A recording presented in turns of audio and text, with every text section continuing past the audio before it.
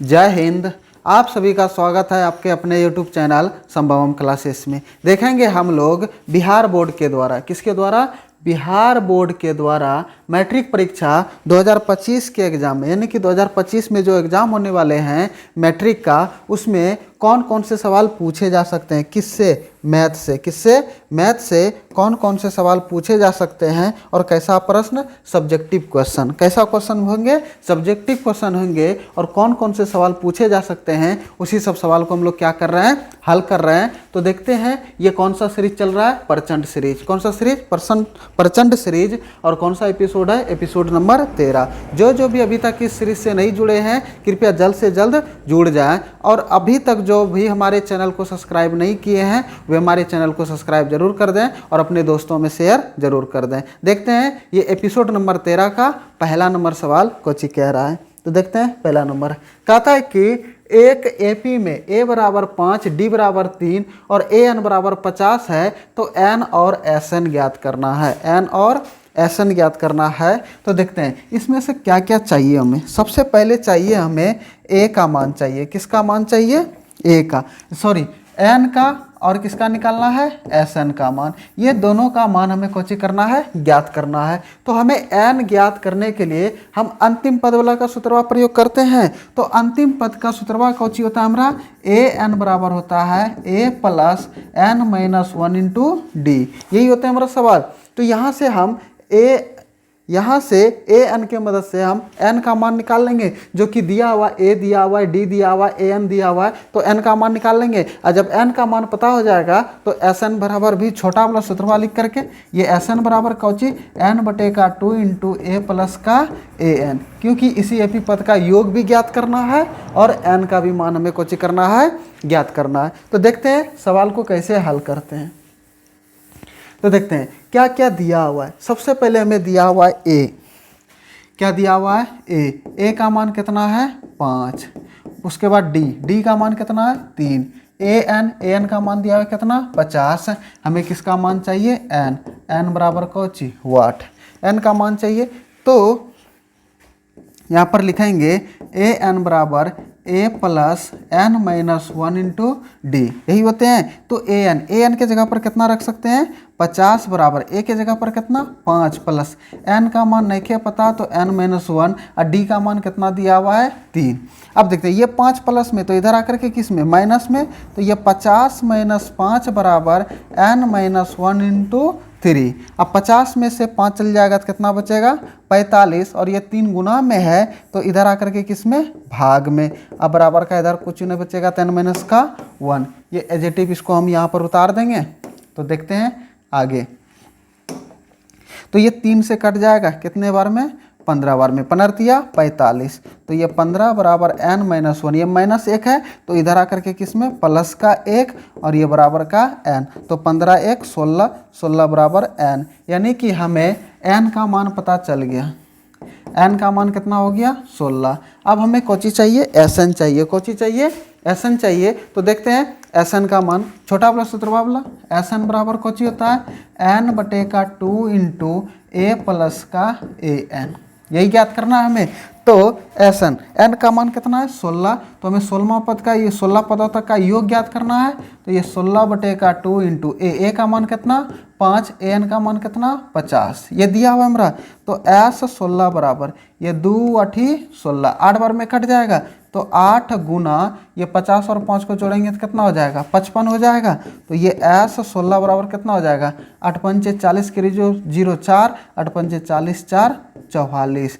यानी कि 16 पदों का योग कितना हो जाएगा? 440। ये कुछ हो गया हमारा आंसर। n का मान ज्ञात करने के लिए बोला था, n का मान ज्ञात हो गया। sn का मान ज्ञात करने के लिए बोला था, sn का मान ज्ञात हो गया। तो देखते हैं अगले सवाल की ओर। देखेंगे दूसरा में कहता है कि दी गई सारणी का बहुलक ज्ञात करें। कौची? बहुलक।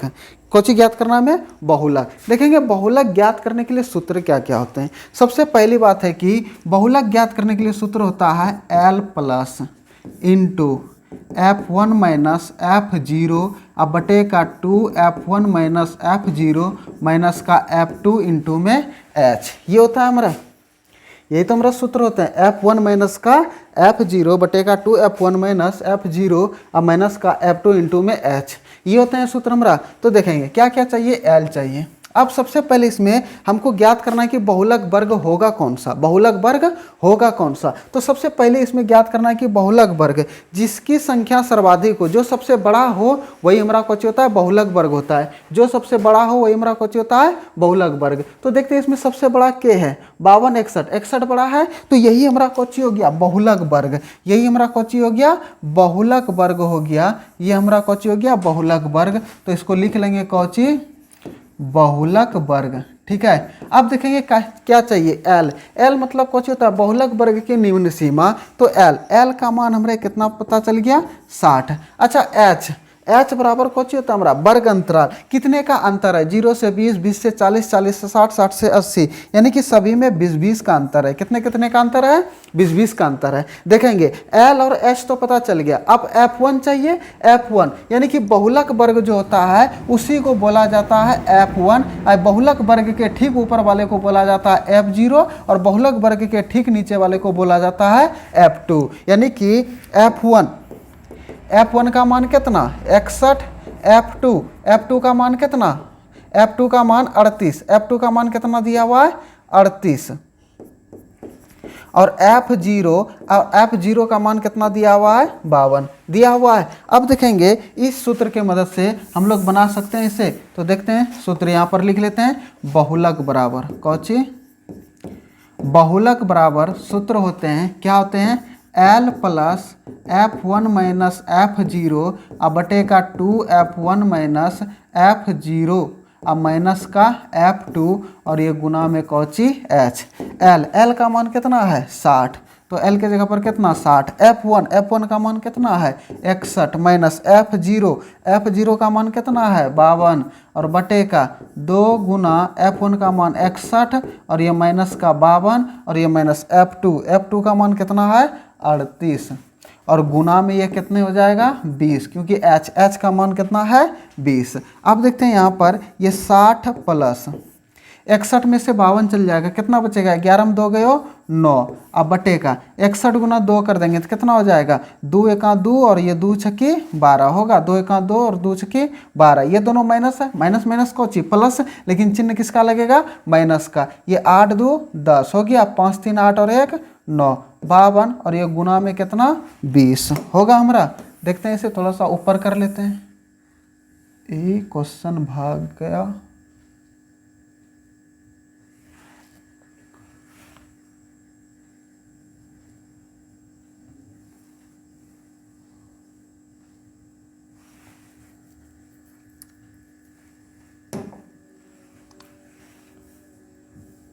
देखते हैं आगे,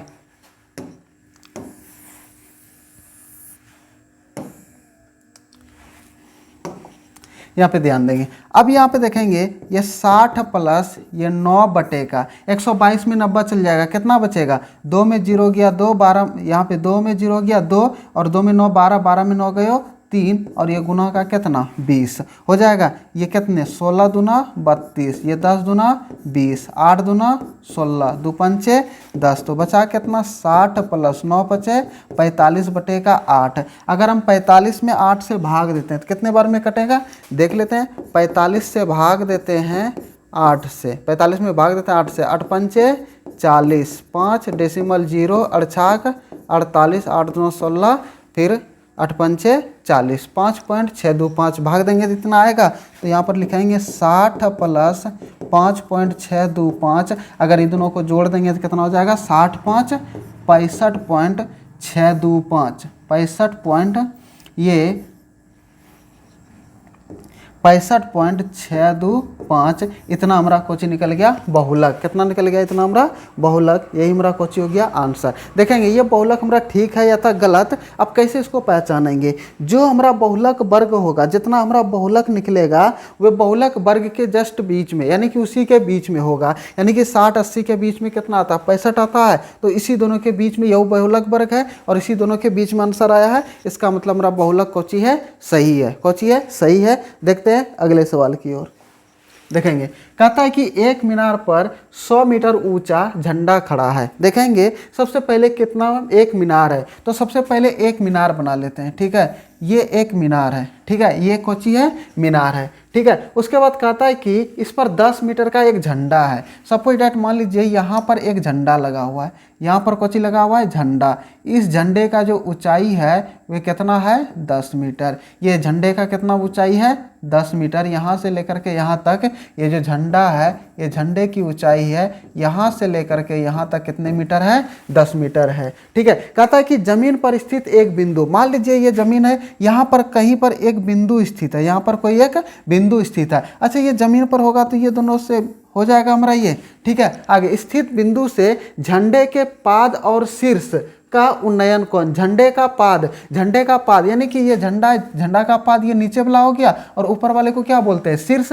तो कहता है कि झंडे के पाद और शीर्ष के उन्नयन कोण का क्रमशः 30 डिग्री है, यानी कि झंडे का पाद से जमीन के बिंदु से कितने डिग्री कोण का निर्माण होता है, 30 डिग्री। यहाँ से लेकर के यहाँ तक, यहाँ पर कितने डिग्री कोण का निर्माण होता है, 30 डिग्री। और उसके बाद झंडे के शीर्ष के उन्नयन कोण कितना है, 60 डिग्री। अब यहाँ से लेकर के अगर ये झंडे को शीर्ष के बारे में बात करते हैं तो ये कितने डिग्री कोण का निर्माण होता है, 60 डिग्री। कितने डिग्री, 60 डिग्री। तो ये जो कोण हो जाएगा हमारा कितने डिग्री हो जाएगा, 60 डिग्री। इसका नामकरण कर लेते हैं, ये ए और ये बी, ये सी और ये हमारा डी। कहता है कि मीनार की ऊंचाई, ये मीनार की ऊंचाई ज्ञात करना है ये।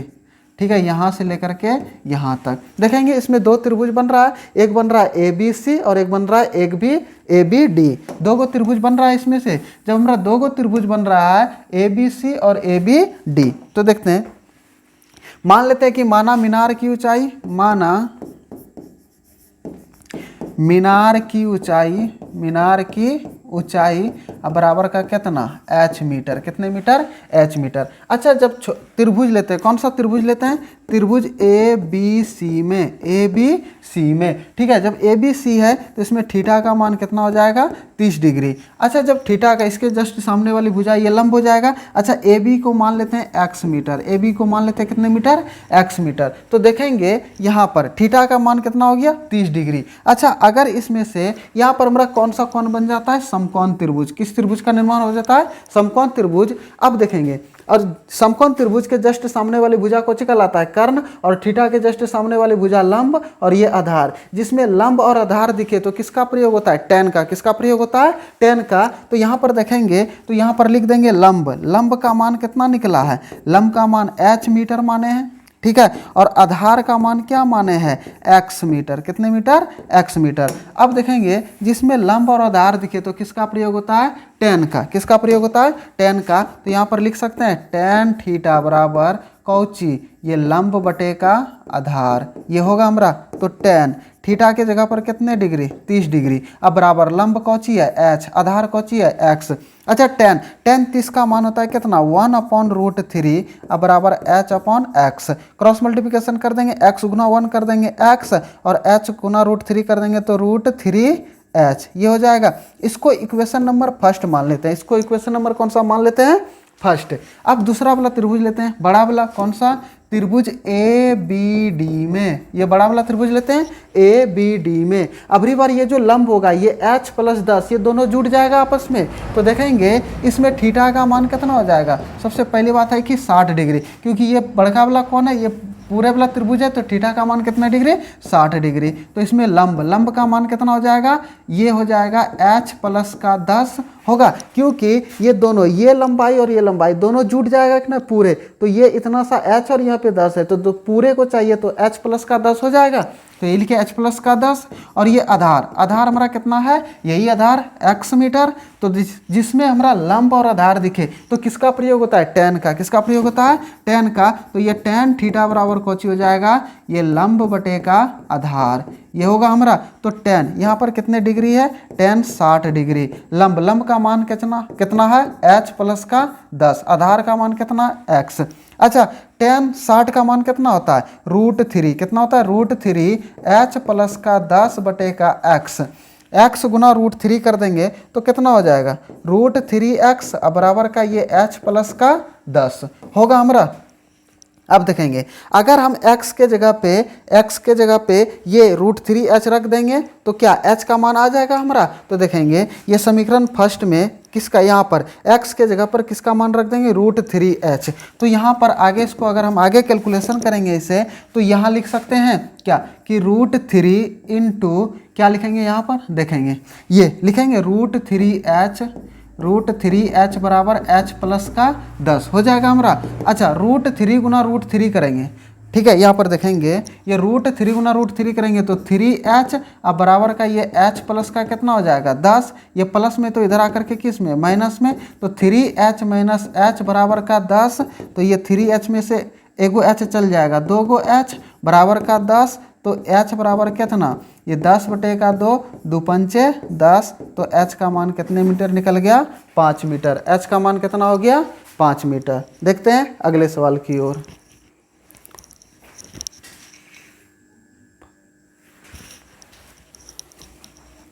देखते हैं अगले सवाल की ओर। तो अगले सवाल में कोची कह रहा है, कहता है कि दिए गए आंकड़े 18, 13, 17, 12, 16, 19 की माध्यिका ज्ञात करें। देखेंगे ये 9th का सवाल है, ठीक है, इसकी माध्यिका ज्ञात करना है, पूछा गया है एग्जाम में, ठीक है। देखेंगे बिहार बोर्ड के द्वारा। अब देखेंगे सबसे पहले इसको किस क्रम में लिख लेंगे, यानी कि बड़ा से छोटा से बड़े, यानी कि पहले छोटका लिखेंगे फिर उससे बड़ा, फिर उससे बड़ा, फिर उससे बड़ा, उस क्रम में लिख लेंगे, यानी कि बढ़ते क्रम में लिख लेंगे। तो सबसे इसमें छोटा क्या है 12 है, ठीक है। तो यहाँ पर कितना लिख लेंगे 12, 12 के बाद कौची है 13, 13 के बाद कौची है 13 के बाद 16 है, कौची है 16 है, 17 है, 18 है, उसके बाद 19 है। देखेंगे इसमें से दो टाइप होता है, एक सम होता है और दूसरा कौची होता है विषम। देखेंगे माध्य इसमें से कौन सा होगा, माध्यिका कौन सा होगा, यानी कि जो बिचवा में आता है वही हमारा कौची होता है माध्य। देखेंगे 1 2 3 4 5 6, ये 3 और 3 के गो है 6 गो है। तो इसमें माध्य में कौन आएगा, अगर विषम रहता, ठीक है, अगर विषम रहता तब कौची होता, विषम रहता तो कौन सा पद में हो जाता,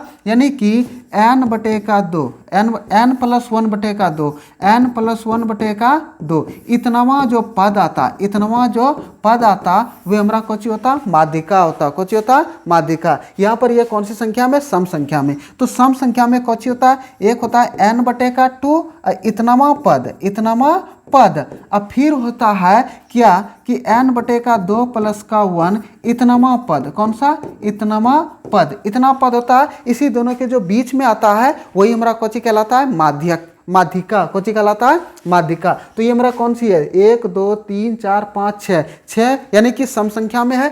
n का मान यहाँ पर कितना है 6, n का मान कितना है 6, यानी कि सम संख्या में है। तो सम संख्या के लिए कौची रूल होता है, यही होता है n/2 पद, n/2 इतनावा पद। अब फिर और कौन सा होता है, ये होता है n/2 अब प्लस का 1 इतनामा पद के जो बीच में आएगा वही हमारा कौची होगा माध्यिका। n का मान कितना है 6, 6/2, यहाँ पर 6/2 प्लस का 1 होगा, ये 2 तिया 6, यानी कि तीसरा पद, कौन सा पद तीसरा पद। और ये 2 तिया 6, 3 और 1 ये चौथा, यानी कि चौथा पद, तीसरा और चौथा के जो बीच में आएगा वही हमारा कौची होगा माध्यिका। तो देखते हैं तीसरा और चौथा, पहला दूसरा तीसरा, तीसरा कितना है 16 अब प्लस चौथा कितना है 17, इसका मध्य, मध्य मतलब कौची, अगर किसी का मध्य मतलब कौची होता आधा, आधा निकालने के लिए 2 से कौची कर देते हैं भाग। तो 16 और 17 को जोड़ेंगे तो कितना हो जाएगा 7 6 13, ये 7 6 13, 1 1 2, 1 1 2 और 1 कितना हो जाएगा 3 होगा, ये 7 6 13 हो जाएगा। और ये कितना हो जाएगा 1 1 2 और 1 3, इसमें 2 से भाग दे देंगे तो कितना हो जाएगा 16 दूना 32.5, यानी कि 16.5। इसका जो माध्यक आएगा वो कितना आएगा 16.5, क्योंकि देखेंगे 12 है, उसके बाद क्या है 13 है, 13 के बाद कौची है 16 17 18 19, यही है। तो इसका माध्यक जो हो जाएगा वह कितना हो जाएगा 16.5, कितना हो जाएगा 16.5। देखते हैं अगले सवाल की ओर।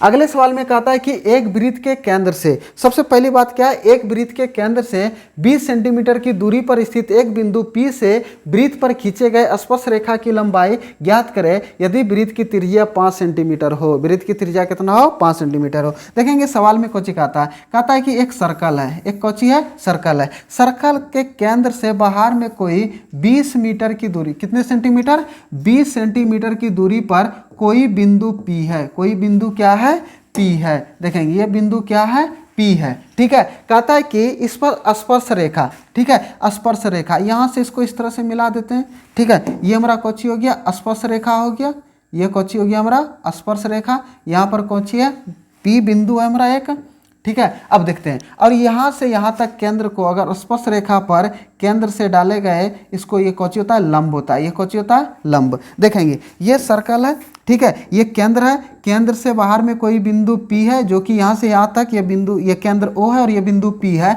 यहाँ से यहाँ तक इसकी दूरी कितना है, 20 सेंटीमीटर। स्पर्श रेखा पर इस बिंदु पर मिलाया गया, ठीक है। कहता है कि खींचे गए स्पर्श रेखा की लंबाई, स्पर्श रेखा ये है, ये यहाँ से यहाँ तक स्पर्श रेखा है, इसकी लंबाई हमें ज्ञात करना है, पता नहीं है ये कितने लंबाई है, ठीक है। यदि वृत्त की त्रिज्या 5, ये केंद्र से परिधि में कहीं भी मिलाएंगे तो ये हमारा कौची होगा, त्रिज्या, ये कितना दिया हुआ है, 5 है। अच्छा, हम पढ़े थे क्या कि एक सर्कल है, अब बाह्य यहाँ पर स्पर्श रेखा है, ठीक है, यहाँ पे केंद्र है, केंद्र पर स्पर्श बिंदु पर डाला गया कौची कहलाता है, लंब। यानी कि यहाँ पर कितने डिग्री कोण का निर्माण हो जाता है, 90 डिग्री। तो यहाँ पर कितने डिग्री कोण का निर्माण हो गया, ये हो गया 90 डिग्री। अच्छा, 90 डिग्री के जस्ट सामने वाली भुजा कौची होता है, कर्ण, और ये कौची होता है, लंब होता है, और ये कौची होता है, आधार। अब जो कि ये त्रिज्या कितना दिया हुआ है, 5 सेंटीमीटर, ठीक है, और ये आधार। हमें कौची ज्ञात करना है, आधार ज्ञात करना है, कौची ज्ञात करना है, आधार। तो जहाँ आधार ज्ञात करना है, जहाँ पर एक कोण 90 डिग्री हो, समकोण त्रिभुज के बारे में बात हो रहा है। अब देखेंगे, ये केंद्र मान लेते हैं O, ये बिंदु P, और ये मान लेते हैं Q, कौची मान लेते हैं, Q। तो यहाँ पर एक त्रिभुज है, कैसा त्रिभुज, त्रिभुज PO, यानी कि OPQ, OPQ कुछ भी मान सकते हैं, OPQ, POQ, QOP कुछ भी मान सकते हैं, कोई दिक्कत नहीं है। तो कैसा त्रिभुज है, POQ, POQ कुछ भी मान सकते हैं, उससे कोई दिक्कत नहीं है। OPQ भी मान सकते हैं, ठीक है, OPQ, QOP, उससे कोई दिक्कत नहीं है। यह त्रिभुज POQ में किसका प्रयोग करेंगे, पाइथागोरस प्रमेय, पाइथागोरस प्रमेय से। तो कौची होता है, पाइथागोरस प्रमेय कौची होता है, कर्ण का स्क्वायर, किसका स्क्वायर होता है, ये होता है कर्ण का स्क्वायर, अब बराबर ये लंब स्क्वायर, और जोड़ का कौची, ये आधार स्क्वायर। ये होता है हमारा कर्ण। कर्ण कितना, ये 90 डिग्री के जस्ट सामने वाली भुजा, ये कर्ण है, कर्ण का मान कितना, ये 20, 20 का कितना हो जाएगा, स्क्वायर। लंब, लंब कितना है, ये 5, ये 5 का स्क्वायर। आधार, आधार कौची है, PQ, ये PQ की ही लंबाई चाहिए, तो PQ का स्क्वायर। 20 को 2 बार गुना कर देंगे, 20 बिसाहन 400, बराबर 5 को 2 बार गुना कर देंगे, 5 25, अब प्लस PQ का स्क्वायर करेंगे तो ये PQ का स्क्वायर हो जाएगा। अब देखते हैं, ये 25 प्लस में तो इधर आकर के किस में, माइनस में, तो 400 माइनस 25 का ये PQ का स्क्वायर हो जाएगा। और जब ये PQ का स्क्वायर हो जाएगा तो देखते हैं आगे, ठीक है, देखेंगे।